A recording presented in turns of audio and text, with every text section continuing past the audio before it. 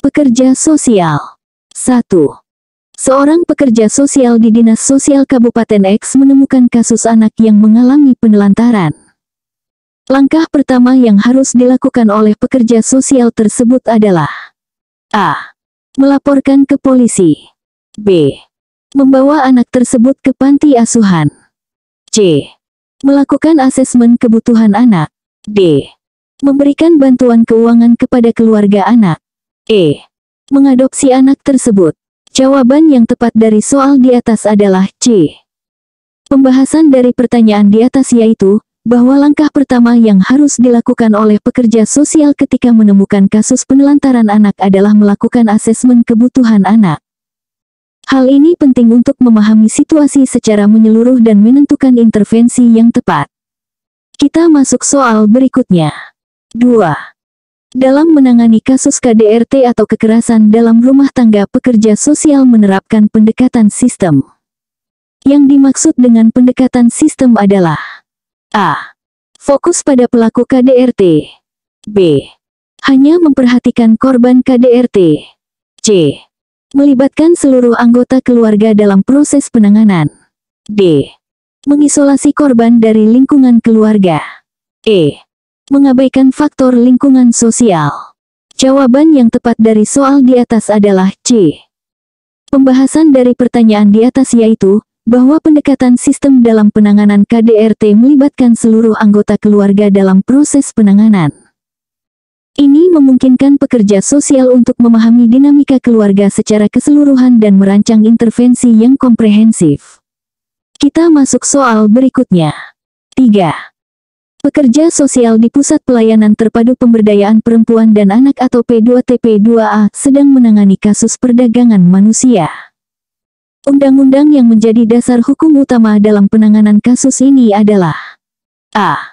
Undang-Undang Nomor 23 Tahun 2002. B. Undang-Undang Nomor 21 Tahun 2007. C. Undang-Undang Nomor 35 Tahun 2014. D. Undang-Undang Nomor 11 Tahun 2012. E. Undang-Undang Nomor 39 Tahun 1999. Jawaban yang tepat dari soal di atas adalah B. Pembahasan dari pertanyaan di atas yaitu, bahwa Undang-Undang Nomor 21 Tahun 2007 adalah undang-undang tentang pemberantasan tindak pidana perdagangan orang, yang menjadi dasar hukum utama dalam penanganan kasus perdagangan manusia di Indonesia. Kita masuk soal berikutnya. 4.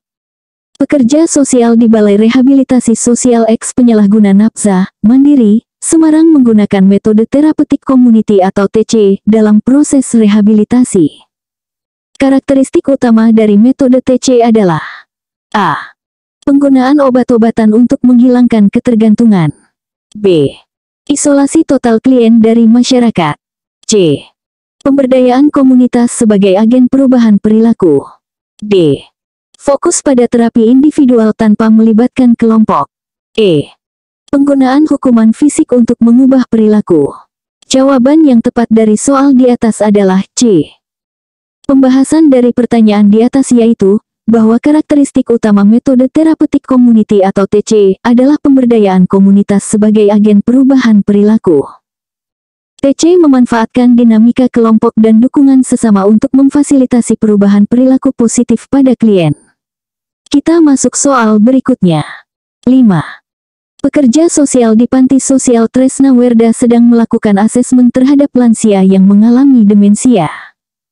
Instrumen asesmen yang paling tepat digunakan untuk menilai tingkat keparahan demensia adalah A. Skala Bartel Index. B. Mini Mental State Examination atau MMSE. C. Geriatric Depression Scale atau GDS. D. Activities of Daily Living atau ADL Scale. E. Short Portable Mental Status Questionnaire atau SPMSQ. Jawaban yang tepat dari soal di atas adalah B. Pembahasan dari pertanyaan di atas yaitu, bahwa Mini Mental State Examination atau MMSE adalah instrumen asesmen yang paling tepat untuk menilai tingkat keparahan demensia pada lansia.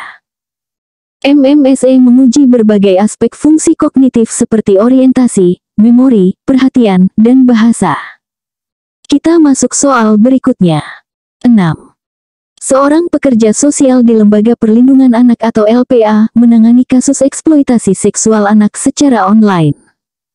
Dalam konteks ini, pendekatan yang paling sesuai untuk melindungi anak korban adalah A. Victim blaming approach. B. Punitive approach. C. Rights-based approach. D. Charity-based approach. E. Medical model approach. Jawaban yang tepat dari soal di atas adalah C. Pembahasan dari pertanyaan di atas yaitu, bahwa rights-based approach atau pendekatan berbasis hak adalah yang paling sesuai untuk melindungi anak korban eksploitasi seksual online. Pendekatan ini memastikan bahwa hak-hak anak sebagai individu dihormati dan dipenuhi dalam proses penanganan kasus. Kita masuk soal berikutnya. 7. Pekerja sosial di Rumah Perlindungan Trauma Center atau RPTC menerapkan teknik EMDR atau Eye Movement Desensitization and Reprocessing untuk menangani klien dengan PTSD. Prinsip dasar dari teknik EMDR adalah A. Mengubah pola pikir negatif menjadi positif. B. Memproses kembali ingatan traumatis melalui gerakan mata bilateral. C. Menghapus seluruh ingatan tentang kejadian traumatis. D. Menggunakan obat-obatan untuk menekan gejala PTSD. E. Melakukan hipnosis untuk mengakses alam bawah sadar. Jawaban yang tepat dari soal di atas adalah B.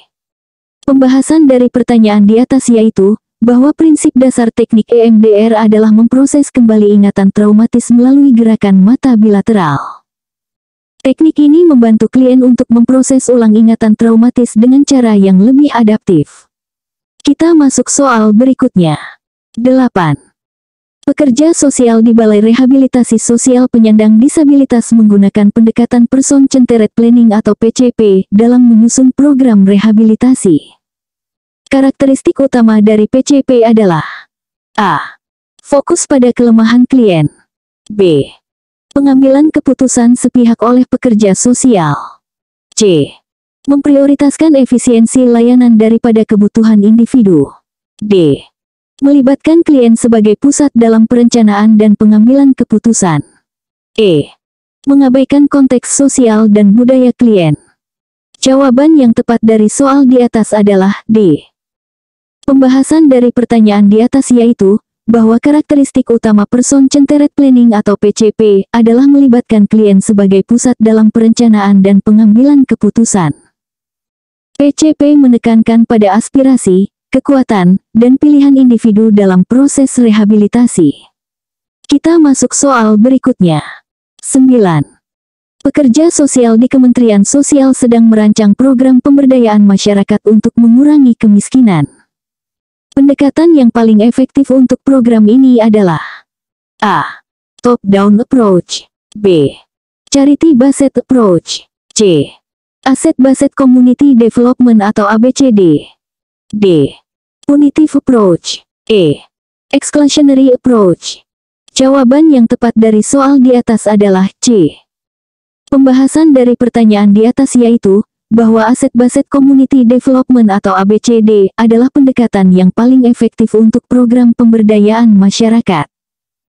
ABCD berfokus pada identifikasi dan mobilisasi aset dan kekuatan yang ada dalam masyarakat, mendorong partisipasi aktif dan kemandirian. Kita masuk soal berikutnya. 10. Seorang pekerja sosial di Pusat Pelayanan Terpadu atau PPT sedang menangani kasus kekerasan seksual. Dalam proses wawancara dengan korban, teknik yang paling tepat digunakan adalah A. Konfrontatif. B. Interrogatif. C. Victim blaming. D. Trauma informed. E. Direktif. Jawaban yang tepat dari soal di atas adalah D. Pembahasan dari pertanyaan di atas yaitu, bahwa teknik trauma informed adalah yang paling tepat digunakan dalam wawancara dengan korban kekerasan seksual. Pendekatan ini menyadari dampak trauma pada korban dan bertujuan untuk menghindari retraumatisasi selama proses wawancara. Kita masuk soal berikutnya.